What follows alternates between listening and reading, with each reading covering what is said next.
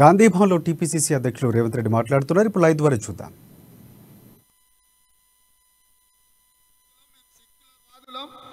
Secular శక్తులన్నీ కూడా ఏకమయ్యి BJP బీఆర్ఎస్ను ఓడించాలి. BJP బీఆర్ఎస్ను ఓడించే క్రమంలో ఎంఐఎం ఎవరి వైపున నిలబడుతుంది? మోడీ కూటమి వైపు నిలబడుతుందా? తెలంగాణలో కాంగ్రెస్ వైపు నిలబడుతుందా? ఎంఐఎం చెప్పాలి అని చెప్పి కాంగ్రెస్ పార్టీ డిమాండ్ చేస్తుంది. అదేవిధంగా బీజేపీ అధ్యక్షుడు మార్పు మీ ఇష్టం, కేసీఆర్ ఇష్టం. మీరు కేసీఆర్ ఎప్పుడొచ్చినా నీళ్లు నిధులు నియామకాలు అనే చర్చ, నీళ్లు అంటే కేసీఆర్కు కవిత గారి కన్నీళ్లు గుర్తొస్తాయి. నిధులు అని అంటే కాళేశ్వరం వాళ్ళు పాల్పడ్డ దోపిడీ గుర్తొస్తుంది. నియామకాలు అంటే కేటీఆర్ యొక్క ముఖ్యమంత్రి పదవి గుర్తొస్తుంది. నీళ్లు నిధులు నియామకాలు తెలంగాణ ప్రజల ఎజెండా కాదు, కమిషన్ల చంద్రశేఖరరావు కుటుంబం యొక్క ఎజెండా. ఆయన నీళ్లకు కవిత కన్నీళ్లు గుర్తొస్తాయి, నిధులకు కాళేశ్వరం దోపిడీ గుర్తొస్తుంది, నియామకాలకు తెలంగాణ రాష్ట్రానికి కేటీఆర్ను ముఖ్యమంత్రి చెయ్యాలన్న ఆలోచన గుర్తొస్తుంది. వీటన్నిటి నేపథ్యంలో 6 గ్యారంటీలతో కాంగ్రెస్ పార్టీ ముందుకు వచ్చింది. కాంగ్రెస్ పార్టీ ప్రజల పక్షాన నిలబడుతుంది. ఇప్పుడు ఎంఐఎం ఎవరి పక్షాన నిలబడుతుందో ఈ రాష్ట్ర ప్రజలకు స్పష్టంగా చెప్పాలి. అదేవిధంగా ప్రధానమంత్రిగా నిర్దిష్టమైన అవినీతి ఆరోపణలు ఒక ముఖ్యమంత్రి మీద చేసినప్పుడు మీరు చర్యలు తీసుకోకుండా మిమ్మల్ని ఆపుతున్నది ఎవరు అని చెప్పి నరేంద్ర మోడీ గారిని బీజేపీని ప్రశ్నిస్తున్నాము. ఈరోజు మీరే ఆరోపణలు చేసిర్రు, ఇతరులు ఎవరో చేసిన ఆరోపణల మీద చర్యలు తీసుకోమని మేము అడుగుతలేం. ప్రధానమంత్రిగా మీరు, హోంమంత్రిగా అమిత్ షా, మీ పార్టీ అధ్యక్షుడిగా జేపీ నడ్డా స్పష్టంగా టీఆర్ఎస్ ప్రభుత్వం మీద వేల కోట్ల రూపాయల అవినీతి ఆరోపణలు చేసినప్పుడు మీరు అవినీతి పరులను నా కళ్ళల్లోకే చూడలేరని మీరు మాట్లాడినప్పుడు, మరి కేసీఆర్ కళ్ళల్లోకి చూడడమే కాకుండా పెద్ద పెద్ద దండలు తీసుకొచ్చి మీకు సన్మానం చేసిందని మీరే చెప్పారు, ఖరీదైన శాల్వలు కప్పిండ్రు అన్నారు. మరి అవి ఎక్కడి నుంచి తెచ్చిండు కేసీఆర్? ఈ అవినీతి సొమ్మే కదా. కేసీఆర్ కొల్లగొట్టిన వేల కోట్ల రూపాయల అవినీతి సొమ్ములతోని పెద్ద పెద్ద దండలు, ఖరీదైన శాల్వలు నరేంద్ర మోడీ గారు దర్బార్లో వారిని సన్మానం చేస్తున్నారు. కనిపించినవి ఇవే, కనిపించకుండా ఎన్నికలకు పంపిస్తున్న వేల కోట్ల రూపాయల సంగతి ఏంది? అందుకే మీరు చర్యలు తీసుకుంటలేరా? కాబట్టి 48 గంటలల్లా జరుగుతున్న అవినీతి మీద, ప్రధానంగా ధరణి దోపిడీ మీద, సింగరేణి బొగ్గు గనుల మీద, ఔటర్ రింగ్ రోడ్ అమ్మకాల మీద, హైదరాబాద్ నగరంలో ఆక్షన్ల రూపంలో ప్రభుత్వ భూములు అమ్ముకుంటున్న వాటి మీద నిర్దిష్టమైన ఫిర్యాదు నేనే చేసిన ప్రధానమంత్రికి, హోంమంత్రికి, ఈడీకి, ఇన్కమ్ ట్యాక్స్కు, సిబిఐకి నా ఫిర్యాదుల మీద మీరు తక్షణమే ఎఫ్ఐఆర్ చేయండి, విచారణకు ఆదేశించండి. బంగారు కూలీలో 100 కోట్ల రూపాయల వసూళ్ల మీద ఢిల్లీ హైకోర్టుతో నేను ఆదేశాలు ఇప్పించిన బీఆర్ఎస్ పార్టీ మీద చర్యలు తీసుకోవాలి. బ్లాక్మెయిల్ చేసి బెదిరించి బంగారు కూలీ పేరు మీద మంత్రులు, ముఖ్యమంత్రితో సహా అందరూ కలిసి 100 కోట్ల రూపాయల వసూళ్లు చేసిండ్రని ఢిల్లీ హైకోర్టులో కేసీఆర్ అవినీతి మీద కేసు వేసి ఢిల్లీ హైకోర్టు ఆదేశాలు ఇచ్చింది. ఎలక్షన్ కమిషన్ ఆఫ్ ఇండియాకు ఇన్కమ్ ట్యాక్స్ సిబిడిటీ చైర్మన్. కానీ ఇంతవరకు 6 సంవత్సరాలు అవుతుంది, దాని మీద ఇక్కడున్న కాగితం అక్కడి కదులుతలేదు. ఈ అవినీతి మీద చర్యలు తీసుకోకుండా నరేంద్ర మోడీని ఆపింది ఎవరు? ఒకవేళ ఆపకపోతే మళ్ళీ నేను మీకు లేఖ రాస్తా, రేపే మళ్ళీ మోడీ గారికి లేఖ రాస్తా. తక్షణమే బీఆర్ఎస్ వసూళ్ల రూపంలో చేసిన దోపిడీ మీద చర్యలు తీసుకోవాల్సిందిగా కాంగ్రెస్ పార్టీ డిమాండ్ చేస్తుంది. వీళ్ళిద్దరు పొత్తు, వీళ్ళిద్దరి యొక్క ఢిల్లీలో దోస్తీ, గల్లీలో కుస్తీ తెలంగాణ సమాజం గమనిస్తుంది. ఎంఐఎం కూడా తన స్టాండును స్పష్టంగా చెప్పాలి. ప్రజల వైపు ఉంటారా, మీ కోట్లేస్తున్న మైనారిటీల వైపు ఉంటారా, లేకుంటే మీ అధిష్టానమైన మోడీ వైపున ఉంటారా? ఇప్పటి వరకు కేసీఆర్ కాంగ్రెస్ అధిష్టానం ఢిల్లీలో ఉంటుందన్నారు. కేసీఆర్ అధిష్టానం మోడీ అని చెప్పి మోడీ చెప్పిండు. ఎందుకంటే ఈ రాష్ట్రాన్ని ముఖ్యమంత్రిగా ఎవరిని నియమించాలనో మోడీ అనుమతి కోరిండు అని అంటే కేసీఆర్ యొక్క అధిష్టానం, కేసీఆర్ యొక్క బాస్ నరేంద్ర మోడీ అని స్పష్టత వచ్చింది. ఈ కుమ్ముక్కు రాజకీయాల పట్ల తెలంగాణ ప్రజలందరూ అప్రమత్తంగా ఉండాలి. భారతీయ జనతా పార్టీ ఎన్నికలలో పోటీ చేస్తుందంటే కేవలం ప్రతిపక్షాల ఓట్లు చీల్చి, ప్రభుత్వ వ్యతిరేక ఓటును చీల్చి బీఆర్ఎస్ను గెలిపించాలి అని చెప్పి మమ్మల్ని, కాంగ్రెస్ పార్టీని నష్టపరచాలనేది చెప్తున్నాడు. నాకు మొన్న పార్లమెంట్లో కలిసినప్పుడు బీజేపీ మిత్రులు, టీఆర్ఎస్ వాళ్ళు కూడా కొంతమంది సిట్టింగ్ ఎంపీలు నాతో బాధపడ్డారు. సరే, వాళ్ళ పేర్లు నేను చెప్పదలుచుకోలే కేసీఆర్ లాగా. కానీ లోక్సభ ఎన్నికలలో మా పొత్తు ఉంటుంది, అసెంబ్లీ ఎన్నికలలో మా పొత్తు లేదు. అసెంబ్లీ ఎన్నికలలో అన్ని సీట్లలో పోటీ చేసి కాంగ్రెస్ గెలవగలిగిన ప్రతి దగ్గర ఓట్లు చీల్చి బీఆర్ఎస్ను గెలిపించిన తర్వాత పార్లమెంట్ ఎన్నికలలో మేము పొత్తు పెట్టుకుంటున్నాము. పొత్తులో నెంబర్ కూడా డిసైడ్ అయింది. 9 సీట్లు బీఆర్ఎస్కు, 7 సీట్లు బీజేపీకి, 1 సీటు ఎంఐఎం. ఈ విధంగా నెంబర్లు కూడా డిసైడ్ అయినాయి. సీట్లు కూడా సిట్టింగ్ 4తో పాటు మహబూబ్ నగర్, చేవెళ్ళ, మల్కాజ్గిరి అదనంగా బీజేపీ పొత్తులో సీట్లు అడిగింది. దాదాపుగా నిర్ణయం జరిగింది. నా సిట్టింగ్ సీటు తీసి బీజేపీకి ఇచ్చిండ్రని చెప్పి ఒక బీఆర్ఎస్ సిట్టింగ్ ఎంపీ నాతో బాధపడ్డాడు. నేను ఈ అంశాలు ప్రైవేట్గా మాట్లాడిన విషయాలు కాబట్టి మీడియా ముందర చెప్తే బాగుండదని నేను ఊరుకున్నా. అసెంబ్లీ ఎన్నికలలో ప్రతిపక్ష ఓట్లను, ప్రభుత్వ వ్యతిరేక ఓట్లను చీల్చి బీఆర్ఎస్ను గెలిపించడానికి బీజేపీ సహకరిస్తే, పార్లమెంట్ ఎన్నికలలో పొత్తులో భాగంగా 7 సీట్లు బీజేపీకి ఇచ్చి ఆ 7 సీట్లల్లో అన్ని రకాల సహకారం అందించాలని చెప్పి టీఆర్ఎస్, కేసీఆర్, మోడీ గారు మాట్లాడుకున్నారు. ఇది రాష్ట్ర రాజకీయ ముఖ చిత్రం. వీటన్నిటిని కూడా దృష్టిలో పెట్టుకొని ప్రజలు నిర్ణయం తీసుకోవాలని చెప్పి కాంగ్రెస్ పార్టీ భావిస్తుంది.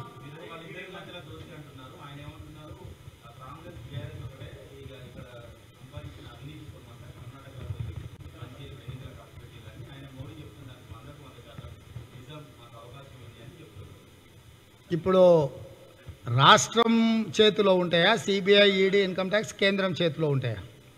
కేంద్రంలో ప్రధానమంత్రి ఆయనే కదా. ఇన్ని వివరాలు ఆయన దగ్గర ఉన్నప్పుడు విచారణ చేయొద్దు అని మేమేమన్నా అడ్డుపడ్డామా? మేము ఎప్పుడన్నా అడిగినామా? మోడీ గారు కాంగ్రెస్ మీద ఏ ఆరోపణలు చేసినా విచారణ చేసే అధికారము, విచక్షణ అధికారం ఆయన దగ్గర ఉంది. ఆయనను విచారణకు ఆదేశమని అంటున్నాం మేము. ఇవాళ తమ బండారం బయటపడ్డదాన్ని కప్పిపుచ్చుకోవడానికి కాంగ్రెస్ మీద ఆరోపణలు చేస్తున్నారు. మన కేటీఆర్ చేసిండు, నిన్న మోడీ చేసిండు. ఇద్దరు ఒకటే ఆరోపణ చేసిరు కదా కాంగ్రెస్ మీద.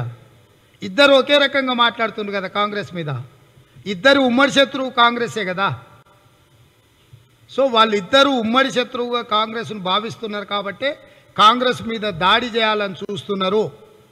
ఇవాళ నరేంద్ర మోడీ గారు స్పష్టంగా చంద్రశేఖరరావు నా దగ్గరికి ప్రతిపాదన తీసుకొని వచ్చిండు, కానీ ఆ ప్రతిపాదనల చర్చలు ముందుకు జరగలేదు కొన్ని కారణాల చేత అన్నాడు.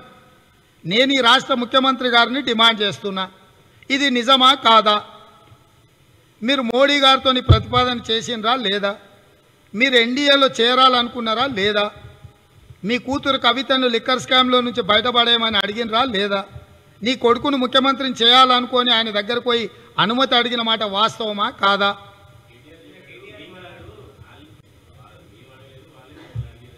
ఏమడిగినరు? సో ఇప్పుడు నేను నిన్ను ఇక్కడికి రమ్మన్నా, నువ్వు నన్ను అక్కడికి రమ్మన్నా, మన ఇద్దరం ఒకటే కదా. అదే కదా చెప్తున్నది. వాళ్ళ నాయననేమో ఆయనని అడిగిండు, కేటీఆర్ వాళ్ళ నాయననేమో మోడీని అడిగిండు, మోడీ ఏమో కేటీఆర్ని అడిగిండు. ఎందుకంటే ఈ పార్టీలో చాలామంది కేటీఆర్ను ముఖ్యమంత్రి కావాలని అన్నారు కదా. సో కేసీఆర్ కంటే కూడా కేటీఆర్తో కొంచెం నడుస్తున్నట్టుందని మోడీ అడిగిండేమో. ఈయన చెప్పింది నిజమే, ఆయన చెప్పింది నిజమే.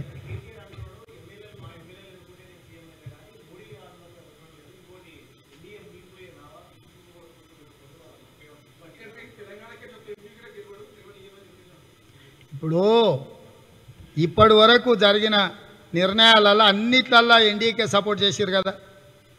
మరి ఎన్డీఏకి సపోర్ట్ చేసినాక ఇప్పుడు చేయనంటే ఎవడని నమ్ముతాడా? ఇప్పుడు చేయననే విషయాన్ని ఎట్లా నమ్ముతారు? ఇప్పుడు వాళ్ళతో కలుస్తాడా, కలవడా, పిచ్చుకుక్క గారిసిందా, లేకపోతే పదవి వ్యామోహమా, అవినీతి భయమా? మోడీ అవసరం ఎందుకుంది? వీళ్ళు చేసిన దోపిడీలో వీళ్ళను జైలుకు పంపించకుండా ఉండడానికి మోడీ అవసరం ఉంది. ఇందులో పెద్ద సైన్స్ ఏముంది? మోడీ అనేవాడు వీళ్ళను చేసిన అవినీతికి పాల్పడ్డ దోపిడీకి అరెస్టు చేయకుండా ఉండడానికే మోడీ అనుమతి అవసరము. ముందస్తు చర్యగా కేసీఆర్ ముఖ్యమంత్రి కుర్చీ పదవి ఎప్పుడు వదులుకుంటాడు? కేంద్రంలో ఆయనకు ఒక పెద్ద శాఖ మంత్రి వస్తే వదులుకుంటాడు. కేంద్రంలో కేసీఆర్కు పెద్ద మంత్రి పదవి ఎవరు ఇవ్వాలి? నరేంద్ర మోడీ ఇవ్వాలి. ఎన్డీఏ కూటమిలో చేర్చుకోవాలంటే ఎవరు అనుమతి కావాలి? నరేంద్ర మోడీ అనుమతి కావాలి. అందుకే నరేంద్ర మోడీని పోయి అడిగిండు. కేటీఆర్కు మిడిమిడి జ్ఞానం కాబట్టి ఇది అర్థం కానట్టు.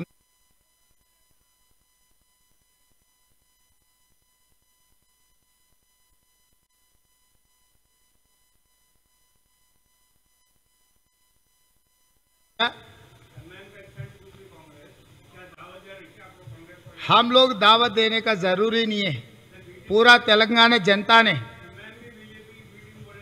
हाँ अभी भी बोल रहा हूँ, अभी भी बोल रहा हूँ। नहीं अभी भी हम लोग यही बात कहने के लिए कोशिश कर रहा है, याद दिलाने के लिए हम कोशिश कर रहा है। जो आदमी नरेंद्र मोदी जी के साथ राज्यसभा लोकसभा में वोट देते गए लगातार, वो आदमी के साथ कैसा एमआईएम पार्टी आने वाले चुनाव में मिलकर चुनाव लड़ेंगे? आज साफ साफ कुल्लम कुल्ला हो गए, पानी का पानी दूध का दूध अलग हो गए। बीजेपी बीआरएस इकट्ठा आगे आने वाले चुनाव लड़ने वाले वही नरेंद्र मोदी जी ने कल दिखाया था। आज मैं यही की सवाल पूछना चाहता हूं हमारे भाई असदुद्दीन ओवैसी से। आप अगर सेक्युलर हो, अगर आप माइनॉरिटी के मुद्दों पे अगर बात करने वाले हैं और मोदी से खतरा है माइनॉरिटीज को, तब आप किसके साथ रहना चाह रहा है? इसीलिए हम सवाल उठा रहे बार बार। इसीलिए हम माइनॉरिटी लोगों को जो हमारे आंखों के सामने हो रहा है पार्लियामेंट में, लोकसभा में, हम बोलने के लिए समझाने के लिए हम लोग कोशिश कर रहे हैं। तो इसीलिए आज के तारीख में ये तीन इकट्ठा होकर कांग्रेस के खिलाफ लड़ने के लिए कोशिश कर रहा है। तो असदुद्दीन ओवैसी एमआईएम का क्या मजबूरी है हमको पता नहीं है, उनका मजबूरी क्या है। तो जनता के मजबूरी से कुछ पार्टी सदर साहब का मजबूरी से कोई लोग सोचते नहीं।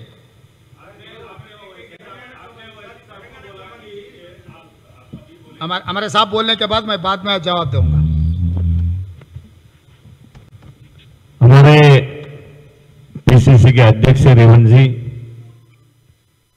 हमारे साथी सेक्रेटरी मंसूर जी, सभी प्रदेश कांग्रेस कमेटी के वर्किंग प्रेसिडेंट, सभी नेतागण और उपस्थित सभी मेरे पत्रकार भाइयों बहनों साथियों, सबसे पहले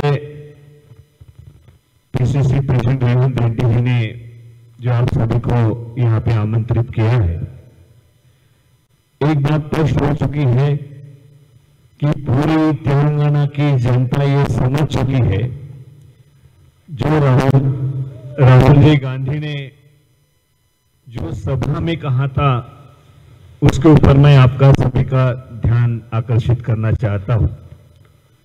उन्होंने स्पष्ट रूप से कहा था कि बीजेपी, बीआरएस और एमआईएम ये तीनों के साथ हमारी लड़ाई है, जो इकट्ठा होकर कांग्रेस पार्टी को हराना चाहती है। ये राहुल जी ने जो कुछ ही दिन पहले कहा था, ये आप सभी के तेलंगाना की जनता के सामने स्पष्ट हो चुका है। जो प्रेसिडेंट ने कहा कि तीनों पार्टी का जो कनेक्शन है, जिस तरीके से पार्लियामेंट हो या स्टेट में उस तरीके से आपसी सहयोग हो, उस सहयोग से राजनीति कर रहे हैं कांग्रेस पार्टी को हराने के लिए। अभी ये कोई छुपा हुआ एजेंडा नहीं है। इसमें पार्लियामेंट में क्या क्या हुआ है सबके सामने है। जो उनके लड़के के बारे में जो कविता जी हैं, वहां केजरीवाल डिप्टी सीएम को अरेस्ट किया गया है दिल्ली में। उसके बाद आज संजय जो एमपी है, उनके ऊपर ईडी का वहां पे इंक्वायरी चल रही है, अभी भी चल रही है। तो ये सब उनको दबाने के लिए ईडी का पूर जोर से उपयोग किया जा रहा है पूरे देश में। लेकिन आप बताइए यहां पर कि तेलंगाना के अंदर बीआरएस के खिलाफ, केसीआर के खिलाफ लगातार यहां आकर मोदी जी कहते हैं कि नहीं किया है, वह कालीश्वरम की इसमें इतने % खाए हैं। हाँ भाई, आपके पास सीडी है, आपके पास सीबीआई है, क्यों यहां पे रेड नहीं करते हैं? क्यों तेलंगाना आपने छोड़ दिया है? इस बेसहारा कर दिया है लोगों को। यहां पर आम यहां पे लूट हो रही है, जनता की पैसों की लूट हो रही है, अपने फैमिली के लिए, अपने पार्टी के लिए, अपने खुद के लिए, चुनाव जीतने के लिए यहां के पैसा लुटाया जा रहा है। ये सभी तेलंगाना की जनता देख रही है और जोर जोर से आप कहते हैं। कल भी जो उनकी सभा हुई उसमें भी उन्होंने स्पष्ट रूप से कहा कि कालीश्वरम में ये हुआ है, सब पैसों की लूट चल रही है। फिर आप ही के हाथ में ईडी है, सीबीआई है, कितने रेड यहां पे डाला? बाकी कोई भी स्टेट हो, राजस्थान हो, मध्य प्रदेश हो, छत्तीसगढ़ हो, लगातार महाराष्ट्र हो, लगातार अब ईडी की रेड वहां पे डालते जा रहे हैं। लेकिन आपने गुजरात में क्यों नहीं डाला आप ही के लोगों के ऊपर? क्यों तेलंगाना को छोड़ दिया? बीआरएस को क्यों छोड़ दिया? केसीआर को क्यों छोड़ दिया?